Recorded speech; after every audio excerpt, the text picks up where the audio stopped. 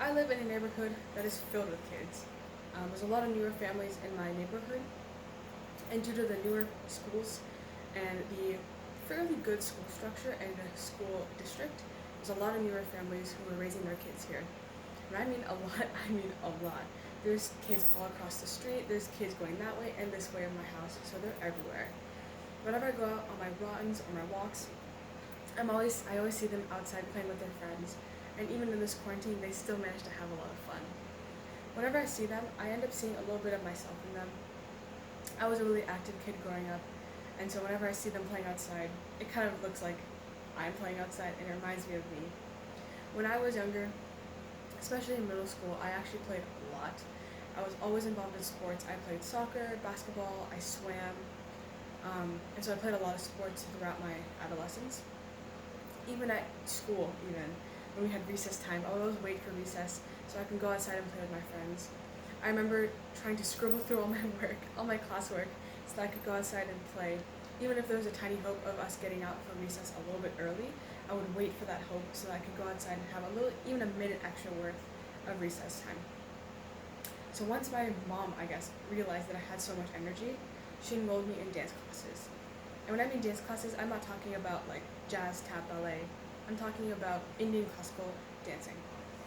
The dance form that I did was called Bharatanatyam, and that's why I'm wearing these red bangles. These are called bangles. I know they don't go with my outfit very well, but these are kind of um, the wristwear that you would wear as an Indian contemporary dancer.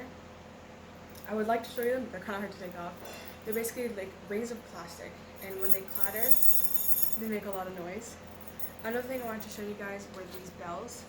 These are the bells I wore during my performances. They also make a lot of noise.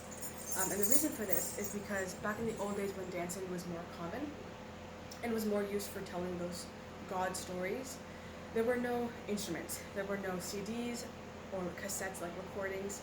So everything had to be done by voice or by hand or by feet in this case. So dancers would wear the bangles, we would wear bells, and singers would use little cymbals made out of copper or steel or some sort of metal, and they would clang them together to make noises during the performance. They would have drums called a tabla, which is basically kind of a wooden structure with a little piece of hide on top, and depending on how you hit it, it makes a different noise.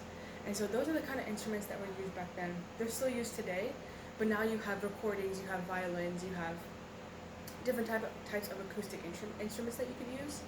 Back then, these were the type of primary forms of acoustics, and they really went well with the performance because every single time a dancer stepped, you would hear the sound of the bell. Anytime she moved her wrist, you would hear the bangles, and so it added a different element to your dance.